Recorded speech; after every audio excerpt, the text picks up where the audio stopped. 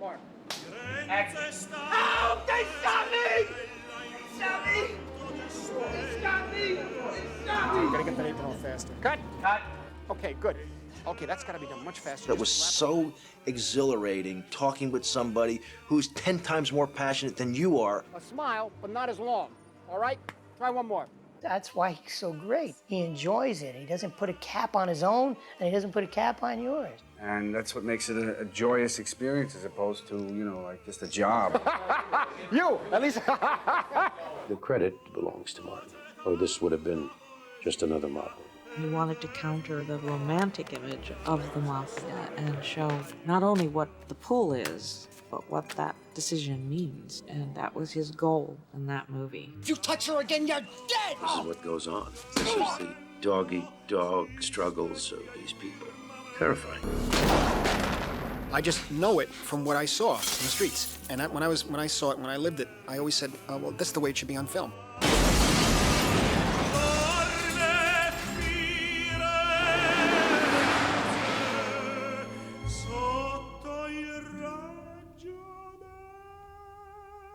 When we were in Chicago doing The Color of Money, there was an article in New York Magazine that was an excerpt from the book.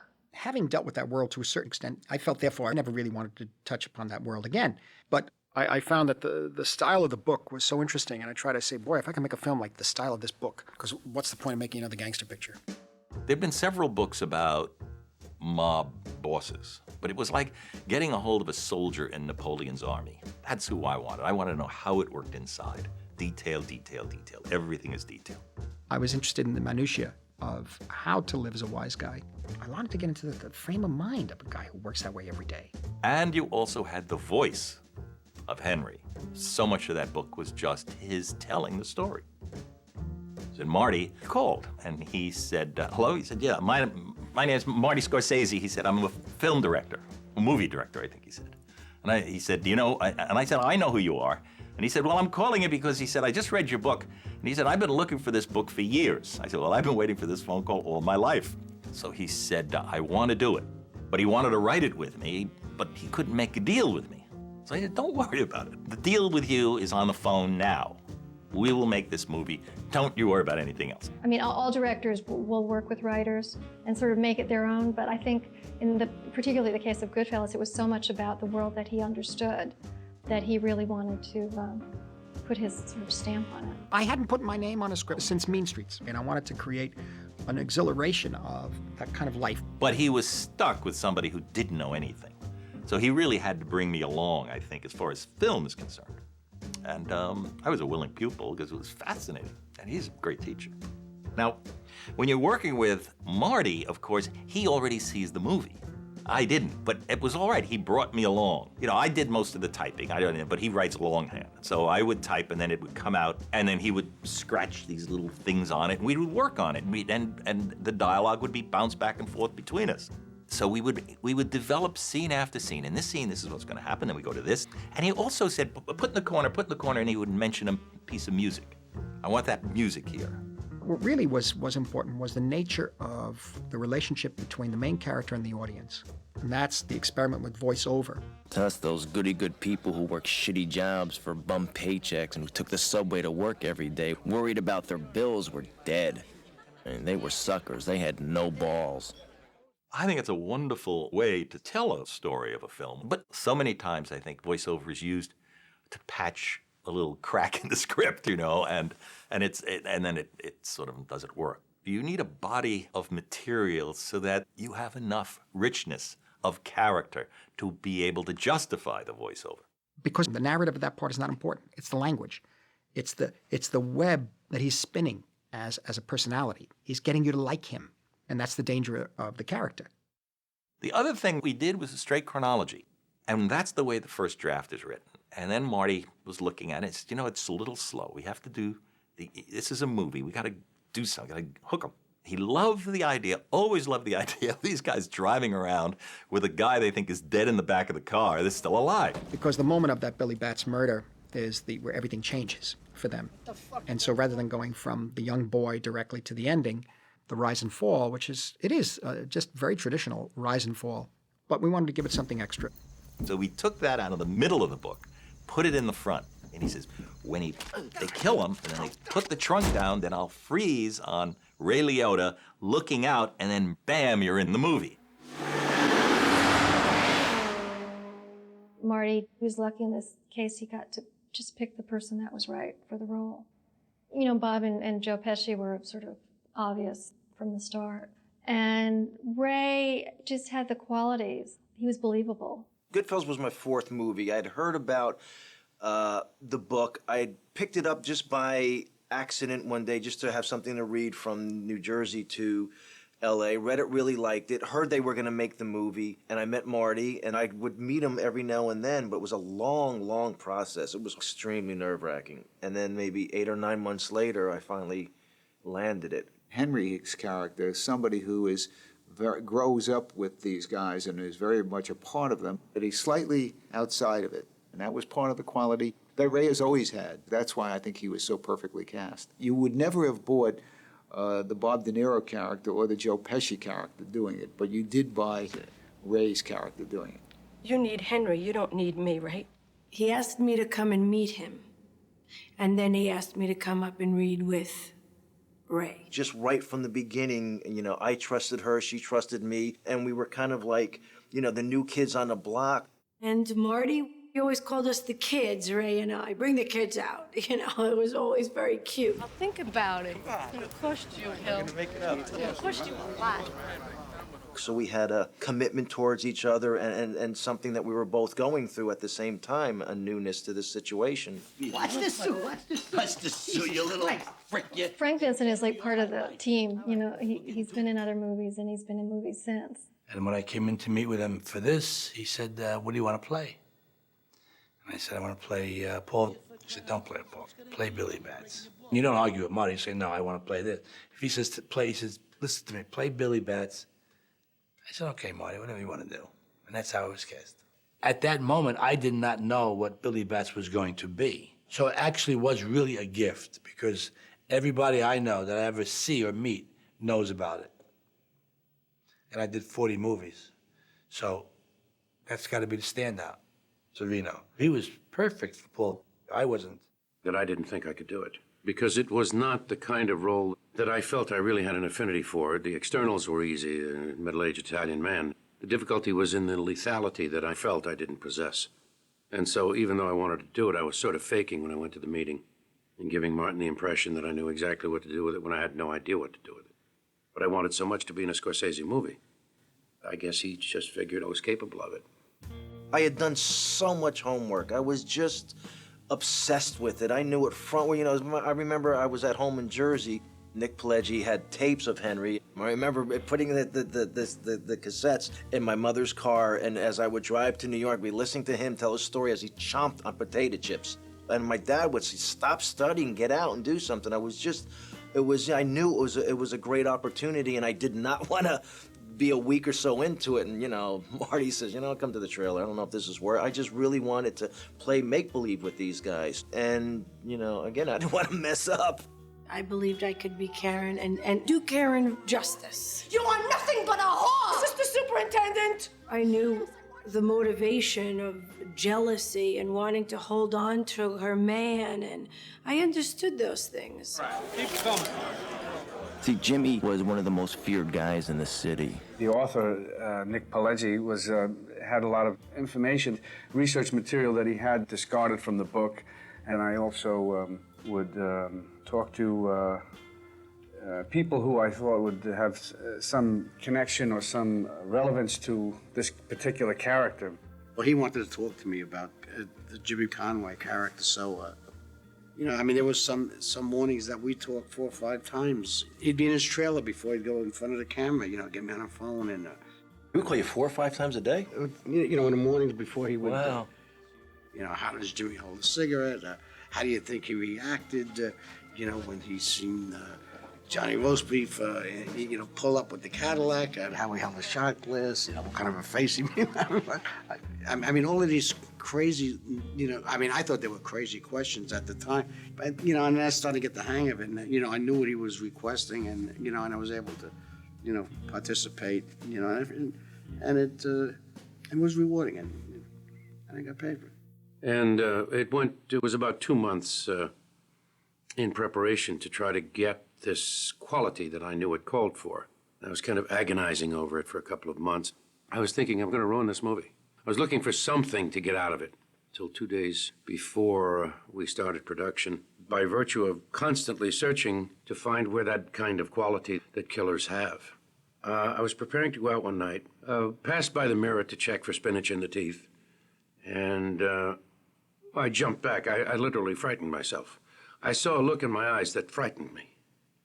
And who was that? I said, that's Paulie. And once I found it, the role became just a duck in water. It just was so easy to do. That what Paulie and the organization does is offer protection for people who can't go to the cops. That's it. That's all it is. They're like the police department for wise guys. So much of what Scorsese does is in the way he directs. And so you see something entirely different up on the screen often than is in that script. If I felt the scene could be opened up, I usually did that with the actors in rehearsal. So we would rehearse 35, 40 minutes a scene. And they were all improvisations. They were very loosely around the script, just sort of what was happening, not improvising by writing lines. I mean improvising behaviorally. He always says, don't act like these people, behave like them. You know me, I would like to help you out. I hope so. Sonny, tell him what we talked about. He gave me fabulous direction for Karen. He said she's the movie star. She's the star, of Henry's life. He knows so well what actors need and how to help them. And then he'll see something he likes and he'll come over and say, you know what you said in that other improvisation? Why don't you say that to him again? Or let him have it. Now go home and get your fucking shine box. Motherfucking mutt! You fucking piece of shit! He uses the power of the verb. Acting is doing something. I threaten, I charm, I beg. And what Martin does in the improvisation is encourage the doing of things. Well, that merely means stay with the other fellow and deal with what he's giving you. Why, what are you, stupid? What's the matter with you? I apologize. What's the matter with you? Sorry. The fuck is the matter with you? You feel like you're a real collaborator. He makes you feel that way, and in a certain sense you are, because you're giving all the good things that you have. And you see anybody fucking around with this shit, you're going to tell me, right? Yeah. That means anybody. He knows what he wants to do, but you really feel like you're creating and he's letting you go to do what you've come up with. That's just the way he is. He's very open to a lot of ideas from anybody. That was, for an actor, it was like the jackpot. So even during the improv, once we had the improv down, then we had to lock it. You don't improvise on camera when we're shooting. They all think that Marty just doesn't do anything, that he lets the actor say, okay, go ahead, and he sits there like this, and enjoys it. It's not true. I mean, it's so crazy to think that you can go in there and make a movie like that. It has to be structured. You're still saying a script. I said, all right, I'll tell you something. Go fuck your mother. Probably the most memorable improvisation I've ever seen was the Joe Pesci Ray Liotta improvisation at the nightclub. I'm funny how? I mean, funny like I'm a clown, I amuse you? Which is something that actually happened to Joe years ago, in reality. And so Marty said, oh, well, we must put that in the film. I make you laugh. I'm here to fucking amuse you. And that was very carefully worked on. Within our rehearsal period, I was able, as the co-writer, to record several takes, maybe 4 to 5 takes between Ray and Joe of this dialogue. I then took that and rewrote that, which was then inserted into the script. Funny how? I mean, what's funny about it? It was interesting how he shot that sequence. He's shooting it in a medium shot, not in a close-up. And the reason, and I always tell film students this, that it's very important, is that, first of all, he knew the scene was powerful enough that he did not need close-ups. And secondly, what he really wanted to show was how the people around Joe Pesci and Ray Liotta were gradually changing the looks on their face as the sense of dread began to creep into what was supposed to be a casual conversation. And suddenly, it is wonderful how you see their faces change. And he was very adamant that that's how he wanted to shoot it. Oh, Anthony. He's a big boy. He knows what he said. What'd you say? You're right. Funny how? And you just watch his body language, and you know it's dead serious. And it could turn on a split second. But hard to cut. Marty and I spent a long time figuring out how long to wait until Ray Liotta actually says, come on, Tommy. Funny? What the fuck is so funny about me? Tell me. Tell me what's funny.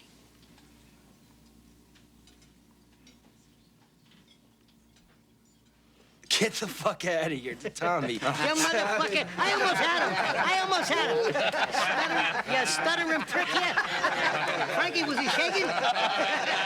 All the laughter you hear on the track is me and them and everybody was there, right? Because we had to create an atmosphere of that kind of a moment on the set. When something accidental happens, delightful that an actor does, he'll burst out laughing as an audience, and it's a wonderful thing to see. Very refreshing. Okay, good. Jokes.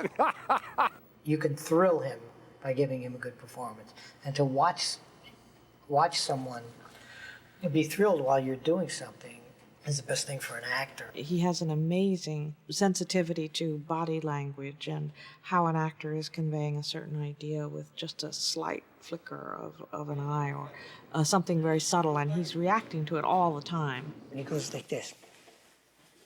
A little more, give me more. No. Easy. And then when you do it, after the take, say, good, that was good out loud. Hear his voice. Good. That was good. I think Marty is probably one of the most prepared directors I've worked with. In the case of Goodfellas, he was working with Michael Ballhaus, who's also incredibly prepared. The good thing about Marty is that really has this movie in his head already. So the way we work together is that I looked at his shot list, then we look at the locations together, and we figure out if his shots would work on a location like this or that. So there is no discussion actually on the set anymore. I mean, we talk about shots, but it's not like we're trying to figure out what it's going to be. So we know what's going to be. There are many times that we didn't do any coverage at all. Thank you, sir. All right, see you later. Thanks. What are you doing? You're leaving your car? I never even knew when we were making it what that scene was. I never knew. I was clueless. I'd never even seen a steady cam. And that doesn't exist in the book. But it does in just a couple of lines. Except a couple of lines in the book in the hands of the director, that's where you begin to see a nonfiction book in detail really blossom into a kind of art. How you doing? Henry? Good. What's up? There you go. The whole idea is that it had to be done in one take, so you don't feel that it was a series of cuts but there was a separation between him and the world that he was trying to get into. The camera flowed through and just glided through this world. Just all the doors opened to him and everything just slipped away. It was like heaven. And then to emerge like a king and queen, this was the highest he could aspire to. It was kind of tricky also to get all the actions right because Marty is so very accurate about every single timing. You know, what the people do in the kitchen. The guy with the table comes at the right time and brings the table over. All these things were very important. But as far as I remember, we shot the scene only 8 times, and it was not even a full day. But we wanted it really in one shot, and we got it in one shot. Take my wife, please. Yeah, and he really knows every second of what you're doing. You come to the set dressed, he'll send you back because you like the tie. He sees every detail. The kid doesn't look like a gangster yet. He has to look, his shoes are going to be shined. Got a pinky ring, kid? Yeah, that's better. I would like it just a little bit. We don't have any stays in the collar? Yeah, this one doesn't call. No stays, Christine? Every little nuance in it means something to him, and he made sure it was registering right. Well, that's the thing with Marty, because his films really have a sense of reality. And he understands it so well. He knows when something is real and when it isn't. Marty would say, no, that doesn't feel right. Does that feel right to you? But the only way you can really be truthful about it is to really not be inhibited by anything. What do you mean don't be like... I think it explains what the world is really like. And part of what's so interesting is that it starts out as a lot of fun. We're as bad as they are. We're happy to see the postman go in the oven. And all of a sudden, of course, when Spider gets shot, it all turns and it changes.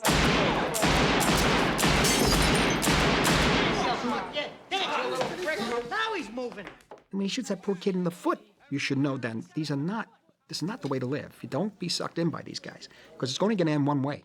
Before the witness protection program, it only ended one way. Death.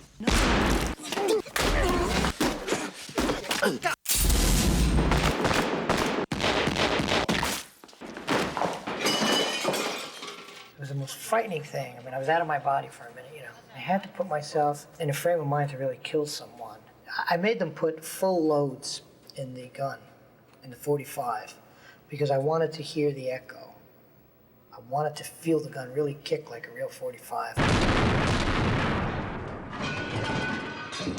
The silence after the last shot rang out was more deafening than the gun. Now you're gonna dig the fucking thing up. You're gonna dig the hole. You're gonna do it. I got no fucking lime. You're gonna do it. Fuck cares? I'll dig the fucking hole. I don't give a fuck. These were very, very intense individuals. I mean, this is what happened. They lived a very violent life, and it was just part of their lifestyle. You're the pay. Just give us the fucking money. Huh? I can't. Marty wants you to figure things out yourself. He wants you to come to the film and you to look at it and decide how you feel about it. He doesn't want to tell you what to think. He wants you to experience it. What do you want, fucko? You want some? Huh? Oh, hey! This is, in my view, the most violent scene I ever shot. There were no cuts in it, and there was no tricks, nothing. You felt the violence right there. I think in Marty's movie there is an intensity which is very similar to Marty. I don't know if it's necessarily violence, but you never know what's going to happen. Believe it or not, some guys really think you're the real deal. I never forget one guy said to me, "Hey," he says, "how could you let that little guy beat you up like that?" You know, and he says, "What is with that language? What kind of talking is this? The F and this and F and that." Well, this guy must have killed 25 people that we know about. That's how real people think it is. I'll pick up a shovel at my mother's house. I had a woman say to me, and this is a school teacher, educated woman, said to me one time, when they were in the house eating, "How could you breathe in the trunk?" she said to me. This is actually what she asked me. I said, "I had a little straw and I put a hole in it." I learned something about that. It's very, very claustrophobic in trunks. I don't get in trunks. I love watching Marty direct and being with the actors and with the crew. It's wonderful. But first of all, I don't have time to be there. And secondly, it does prejudice my eyes. I like to experience the film as it's being born and watch it every day with Marty. And then my job is to help him sort of make sure that that all ends up on the screen the way he wants it. When he's in the editing room, he can then relax and sit and just with complete and utter control finish making his movie. And a great deal of Marty's movies are made in the editing room, particularly The Last Day as a Wise Guy, as we call it. Last Day as a Wise Guy is a sequence that I think came together particularly in the editing room because we found that we could express the state of mind that Ray Liotta was in at that time, being coked up and completely out of control. It was written in a lot of small montages, but it was never really visualized on the script the way you see it on film. For example, when Ray Liotta plunks the guns, the camera swish pans up to him. I just always enjoy all the strange jump cutting that we did. You know, Ray Liotta making veal cutlets and how we just jumped around and just experimented and just had a hell of a lot of fun, violating every rule there is. During the previews, I got annoyed. The audience got annoyed, so I made it even faster, more relentless in a way. We can make it even more jagged. We can make it more fractured. And so we started doing more jump cuts. What I love about it is the annoyance at having to go bring the guns to Jimmy, knowing damn well Jimmy's not going to buy them. Stop with those fucking drugs. They're making your mind into mush. That should put you in a position to say, what am I doing in my life? No, he's annoyed that I know Jimmy's going to make me bring this around. He's not going to want. I'm going to put him back in the trunk. I'm going to have to go over here. I've got to stir the sauce. I swear this helicopter's following me, but that didn't pay attention to that. I think it is. No, it isn't. Picking up his brother. Drugs, coke, girlfriends. They're hiding guns in garbage pails. And it goes on like that. Everything seemed to be of the same importance. All the same level. He could not differentiate at that point. Total madness. That's Henry's life. You know, I know he's stoned, and this is his vision of it is that, but that was Henry's life. You know, we did our jobs, and, you know, we had great makeup, and they made us look all whacked out. But talk about music and editing. Everything gonna be all right this morning. Let's go shopping. Marty had such great ideas about how to put music to some of those images.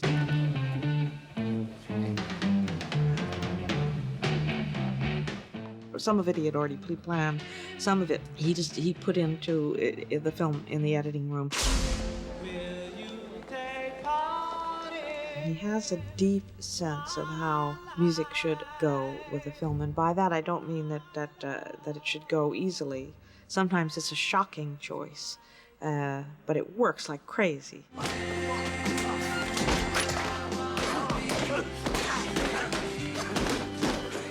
I kind of see everything with music, especially the juxtaposition of the type of music you're listening to the images that you see out the window, and that sort of thing. And I said that's the way music should be in a movie. Henry, shut the door, shut the door. That was the first time I'd ever seen anyone shot. Do you remember where you ever heard first? Usually a piece of music. I remember when I first heard it. You were with your mother in a butcher shop? Or... Yeah. And he'll carry those pieces of music around for years and then suddenly find exactly the right place for that piece.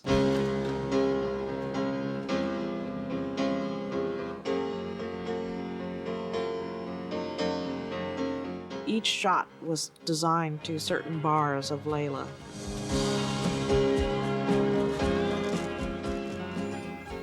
We had the music already played on the set to get the right rhythm for the movement or for the length of the scene. And when I got in the editing room, then I had to make sure that I was trying to get exactly what he wanted. He was very specific about how he wanted the music to cut. Let's try this. It's really on the way, so yeah. Right here. We start. Goodfellas was one of those films that I felt we rode like a horse.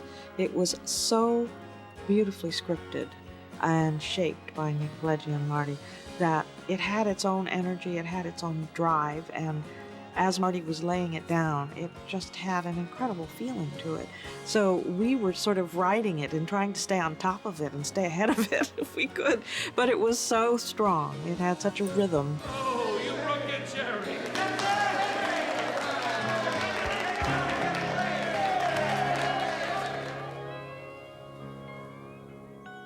The movie has such an effect on people that no one expected. I mean, it's just such a grip. What I found in my experience is that there are certain films that you don't preview, and certainly this is one. And that's when we got our head handed to us. When we took this in front of audiences, we got killed. The audience got really, in some cases, almost violent. We had maybe 40 walkouts in the first 10 or 15 minutes. When they were giving their cards back, they were like throwing their cards and writing profanities on them. The people who saw it from the studio at first, they could see how incredibly entertaining it was, what an amazing film it was, but they were nervous about the drugs. We had a lot of problems with them on the cut. They wanted to cut out the violence. Which was impossible, because that's what the movie was about. So he did have to fight very hard for that, and it was remarkable to watch him, his courage and his conviction, and the fact that he just would never give up, but was very good at explaining why it was important to retain the material. And we're able to get the film that Marty wanted on the screen. You know, when you're working on something like this, you just trying to make it as good as you can. And even in the end, neither of us, we were still not totally satisfied. And I remember literally at the opening of the movie, I think it was at the Ziegfeld or somewhere, and I'm sitting next to him. They got us in tuxedos, and we're sitting next to him. Thing goes up, and then all of a sudden I get this elbow, and he says, I told you, we should have, I should have. And he started talking about editing, and you'd think he was in the editing room. I said, Marty, forget it, it's over, it's too late, and he laughed. But, you know, even watching it on opening night, there's still things you can tweak and things you can deal with. I don't think he's ever gonna say, I've finally done it. This is perfect. You'll never hear that from him.